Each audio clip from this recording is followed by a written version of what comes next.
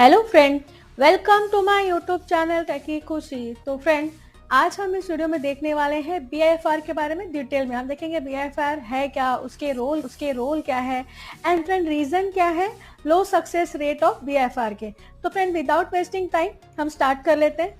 तो फ्रेंड, सबसे पहले तो हम इसके इंट्रोडक्शन देखेंगे एंड फ्रेंड यहाँ पे मैं आपको बता दूं, जो इंट्रोडक्शन मैं आपको बताने वाली हूँ थोड़ा सा शॉर्ट में बताऊंगी, बिकॉज बीआईएफआर के ऊपर मैंने ऑलरेडी एक वीडियो बना रखा है जिसका लिंक मैं आपको अपने नीचे डिस्क्रिप्शन बॉक्स में दे दूंगी। इवन अगर आप चाहे तो मेरे आई बटन पे भी क्लिक करके आप मेरे इस वीडियो को देख सकते हैं, सो दैट आपको बीआईएफआर का जो भी बेसिक है वो चीजें आपको वहां से क्लियर हो जाए। तो फ्रेंड, फर्स्ट तो आपके एग्जाम में पूछ सकता है कि बीआईएफआर स्टैंड फॉर व्हाट, मतलब बीआईएफआर का फुल फॉर्म क्या है। तो बड़ा ऑब्वियस है, आप यहाँ पे क्या बोलोगे, बीआईएफआर मतलब क्या होगा, board for industrial and financial reconstruction. Then उसके बाद पूछ सकता है कि बीआईएफआर स्टैब्लिश कब हुआ और किस एक्ट के अंदर हुआ। तो जो एक्ट था वो क्या था, 6 इंडस्ट्रियल कंपनीज एक्ट था। कौन सा एक्ट था, 1985। एंड इसका हेडक्वार्टर कहाँ पे है, न्यू दिल्ली में है। देन आप क्या बोल सकते हो, ये जो सेटअप हुआ था कब हुआ था, जनवरी 1987 में। एंड किसके द्वारा हुआ था, राजीव गांधी गवर्नमेंट के थ्रू हुआ था। उसके बाद आप क्या बोल सकते हो कि ये फंक्शनल कब हुआ था, 15 में 1987 को। तो फ्रेंड, ये क्या है, बीआईएफआर के कुछ बेसिक से इंट्रोडक्शन है। आई होप आपको यहाँ पे ये चीजें क्लियर है। अब हम इसके कुछ इंपॉर्टेंट रोल डिस्कस कर लेते हैं। तो फ्रेंड, फर्स्ट ऑफ ऑल तो मैं आपको यहाँ पे बता दूं कि बीआईएफआर नथिंग बट आप क्या बोल सकते हो, इसका जो मेन रोल होगा वो क्या होता है, सिकनेस को रिमूव करना। और ये सिकनेस कहाँ से रिमूव करेगा, इंडस्ट्रियल्स या फिर जो कंपनीज को जो सिकनेस है। और ये सिकनेस हम कैसे डिसाइड करते हैं, लाइक कोई भी ऐसी कंपनी है जो लास्ट 5 ईयर से कंटिन्यू कहाँ पे जा रही है, लॉस में जा रही है, प्रॉफिट उसको हो ही नहीं रहा है, तो इस कंपनी को हम क्या डिक्लेयर कर देते हैं कि वो कंपनी क्या है, सिक है। तो ऐसी जो सिक इंडस्ट्रीज है उसको वो प्रॉफिट मेकिंग इंडस्ट्रीज में बीआईएफआर कैसे कन्वर्ट करे, ये इसका क्या होता है, मेन रोल होता है। तो फर्स्ट ऑफ ऑल तो आप क्या बोल सकते हो कि यहाँ पे क्या करता है, सिकनेस को वो रिमूव करेगा। एंड कौन सी हैबिट लाता है, कौन सा स्कीम लाता है वो, development of rehabilitation scheme for sick company. मतलब सिक कंपनी के ऊपर वो फिर से वर्क करेगा, फिर से हो सकता है उसको स्टैब्लिश करे या फिर उसके ऊपर R&D करे, कुछ रिसर्च करेगा एंड फाइंड आउट करेगा कि ये कंपनी सिक है तो क्यों है। उसके बाद अगर उस कंपनी को वो प्रॉफिट मेकिंग में कन्वर्ट कर सकते हैं, कुछ भी चांसेस है तो वो कन्वर्ट करेगा। एंड एट द एंड अगर कोई भी ऑप्शन नहीं है तो बेटर क्या करेगा, वो कंपनी को बंद करने का आपको गाइडेंस देगा या फिर एडवाइस देगा। तो फिर ये क्या था, इसका बेसिक सा रोल था। अब हम इसको कुछ पॉइंट वाइज देख लेते हैं। तो फिर यहाँ पे फर्स्ट आप क्या बोल सकते हो कि जो बीआईएफआर है वो क्या करता है, प्रोवाइडिंग फाइनेंशियल असिस्टेंट। तो फ्रेंड, यहाँ पे मैं आपको बता दूं, अगर कोई इंडस्ट्री सिक है तो उसके पीछे जो मेन रीजन है ये भी हो सकता है कि उसके पास प्रॉपर फाइनेंस नहीं था या फिर कुछ प्रॉब्लम से जिसकी वजह से वो फाइनेंशियल कंडीशंस को फुलफिल नहीं कर पा रहा था, तो इसलिए भी वो इंडस्ट्री क्या हो सकती है, सिक हो सकती है। तो ऐसे सिचुएशन में यहाँ पे आप क्या बोल सकते हो कि बीआईएफआर में प्रोवाइड फाइनेंशियल असिस्टेंट। एंड ये किसको प्रोवाइड करेगा, सिक कंपनीज को ही प्रोवाइड करता है।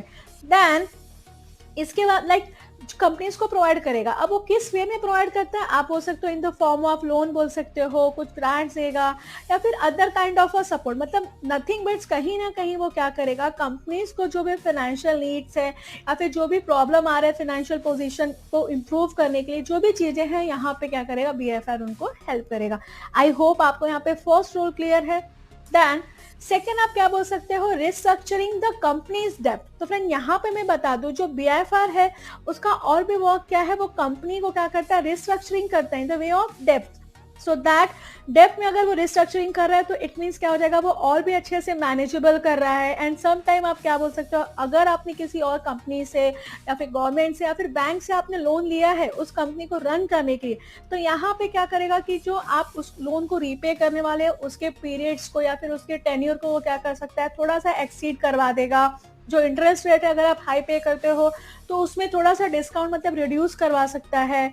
और क्या बोल सकती हो कि जो अदर कोई स्टेप्स लेगा सो दैट कंपनी के ऊपर जो डेप्थ का बर्डन है वो क्या हो जाए, कम हो जाए या फिर मैनेजेबल हो जाए। तो आई होप आपको यहाँ पे सेकेंड रोल भी क्लियर है।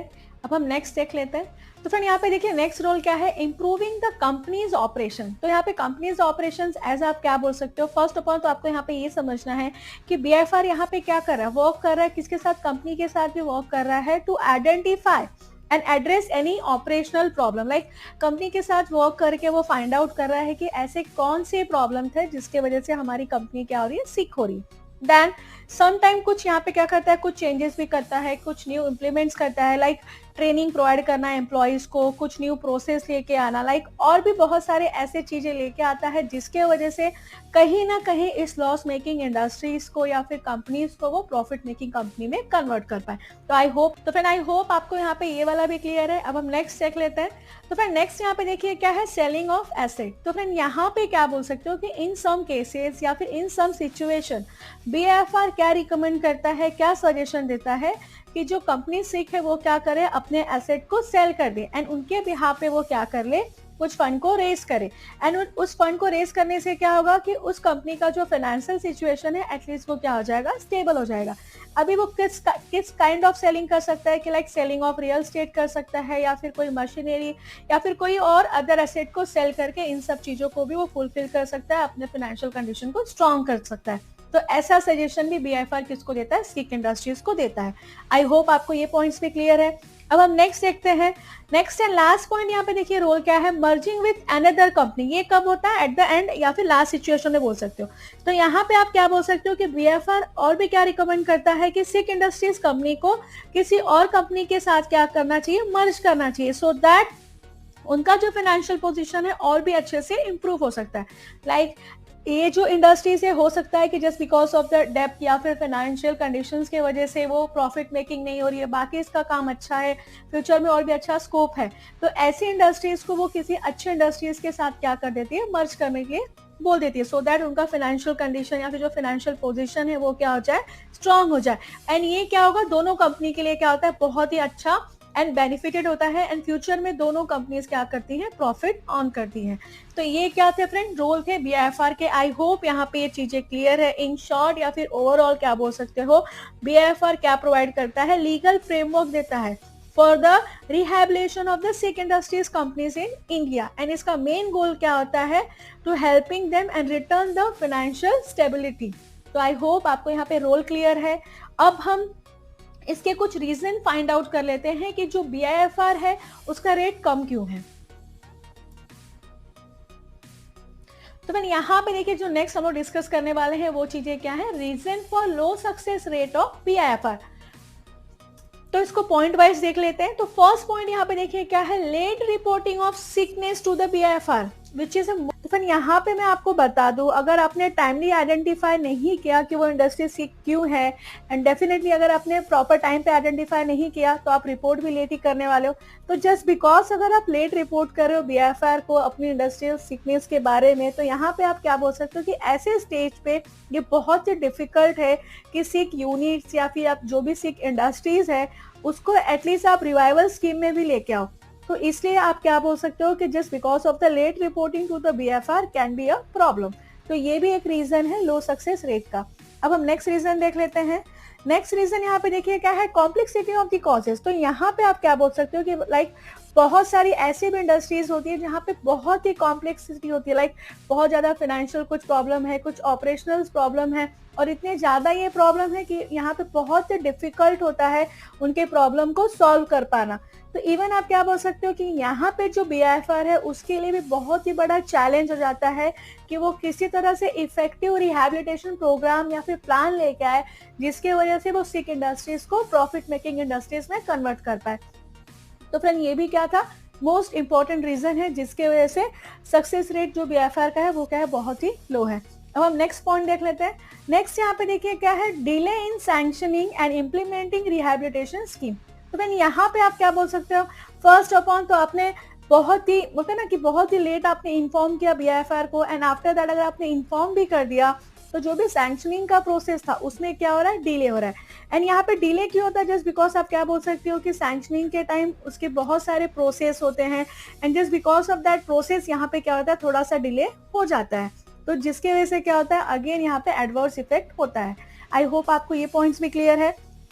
नेक्स्ट यहाँ पे देखिए क्या है, improper implementation of the rehabilitation scheme.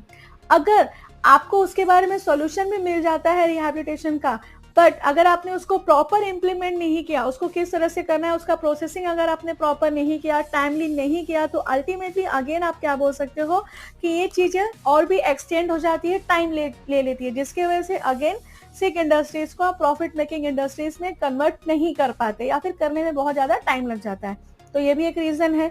Next यहाँ पे देखिए क्या है, inherent weakness of rehabilitation scheme. तो फ्रेंड यहाँ पे मैं बता दूं कि हो सकता है जब आपने इंडस्ट्रीज को स्टार्ट किया था, इनिशियल स्टेज पे ही वो इंडस्ट्री क्या थी, सिक थी। सिक इट मीन्स हो सकता है कि आपके पास प्रॉपर फाइनेंशियल प्लान नहीं था, या फिर मशीन प्रॉपर नहीं थी, या फिर आपने जिसको हायर किया था, जिस एम्प्लॉयज को हायर किया था, उसके पास प्रॉपर स्किल नहीं था। तो इन सारे वजह से बोल सकते हो, या फिर आपने इनिशियल स्टेज पे या फिर वो कॉजेज फाइंड आउट करने में थोड़ा सा टाइम ले लिया, तो उसके वजह से भी ये प्रॉब्लम आ जाती है। तो ये भी क्या था, आई होप आपको ये पॉइंट्स भी क्लियर है। अब हम नेक्स्ट देख लेते हैं। नेक्स्ट यहाँ पे देखिए क्या है, lack of commitment on the part of the management. तो यहाँ पे आप क्या बोल सकते हो, अगर आपका मैनेजमेंट के साथ प्रॉपर कमिटमेंट नहीं हो रहा है, अगर मैनेजमेंट ने कुछ कमिटमेंट किया था बट स्टिल उसको हम लोग क्या कर रहे हैं, प्रोसेसिंग में थोड़ा सा टाइम ले रहे हैं, तो अल्टीमेटली अगेन आप क्या बोल सकते हो कि इसका एडवर्स इफेक्ट होता है। तो ये भी एक कॉजेस है।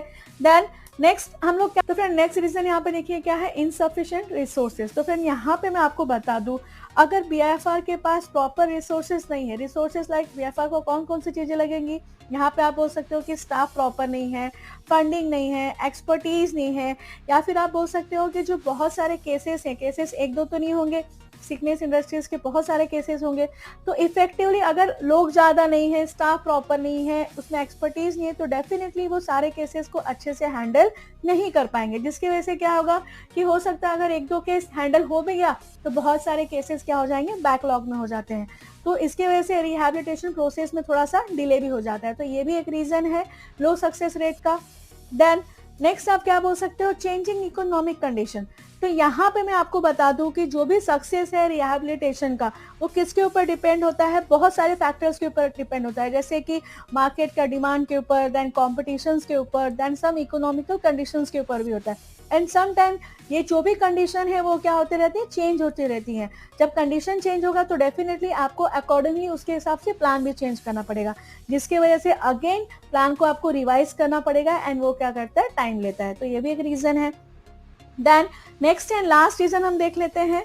नेक्स्ट एंड लास्ट रीजन यहाँ पे देखिए क्या है, लिमिटेड स्कोप ऑफ बीएफआर अथॉरिटी। तो फ्रेंड यहाँ पे मैं आपको बता दूं, जो बीएफआर अथॉरिटी है उसको बहुत ही लिमिटेड स्कोप होता है। जैसे कि आप क्या बोल सकते हो, the BFR authority is limited to industrial companies. Industrial companies के लिए क्या बहुत ही लिमिटेड है, and does not extended to other type of business. वो अदर टाइप ऑफ बिजनेस में डील नहीं कर रही है, जस्ट किसके ऊपर कर रही है, सिक इंडस्ट्रीज के ऊपर। This means that the organization may not able to address all of the factors that contribute to the company financial district. It means just वो इंडस्ट्रियल सिकनेस के ऊपर ही फोकस करिए, बाकी जगह पे वो नहीं, उसको अथॉरिटी नहीं है। तो ये भी क्या है, लो सक्सेस रेट का रीजन है बीएफआर का। तो फ्रेंड आई होप आपको यहाँ पे रीजंस भी क्लियर है। तो फ्रेंड आज के लिए इतना ही, मिलते हैं हम अपने नेक्स्ट वीडियो में। एंड फ्रेंड मैं आपको बता दूं, अगर आपको इस टॉपिक के रिलेटेड नोट्स चाहिए तो फ्रेंड फॉर दैट आप मुझे मेरे मीडियम पे फॉलो कर सकते हैं। And friend don't worry, medium का लिंक मैं आपको अपने नीचे डिस्क्रिप्शन बॉक्स में दे दूंगी, करना चाहूंगी। And friend at the end मैं आपसे रिक्वेस्ट करना चाहूंगी, अगर आपको मेरा आज का वीडियो अच्छा लगा तो फ्रेंड प्लीज आप मेरे इस वीडियो को लाइक एंड मेरे चैनल को सब्सक्राइब जरूर करिए। And friend don't forget to hit the bell icon so that आपको मेरे लेटेस्ट वीडियो का नोटिफिकेशन मिलता रहे। Thank you friend.